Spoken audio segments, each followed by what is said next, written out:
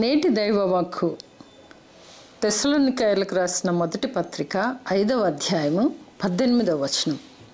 ప్రతి విషయమందును కృతజ్ఞతాస్తుతులు చెల్లించుడి, ఇలాగు చేయుట యేసుక్రీస్తునందు మీ విషయములో దేవుని చిత్తం.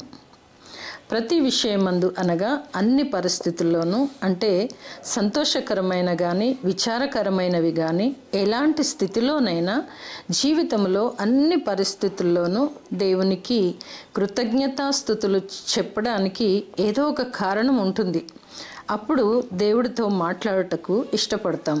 ముఖ్యంగా ప్రార్థనలోని ప్రభావము, ఆధిక్యతలు మనం తెలుసుకొని ప్రార్థన శక్తి యొక్క ప్రభావమును పొందుకుంటూ ఉంటే ఇంకా ప్రార్థించుట లేక స్తుతి చెల్లించకుండా మనం ఉండలేం. ఏ పని చేస్తున్నప్పటికీ కూడా ప్రార్థించుట మానకూడదు. ఎందువలన అనగా మనం సజీవులంగా ఉన్నందుకై దేవునికి వందనములు, ఆరోగ్యంగా ఉంటూ పనులు చేసుకుంటూ ఉన్నందులకై దేవునికి కృతజ్ఞతాస్తుతులు చెల్లించాలి.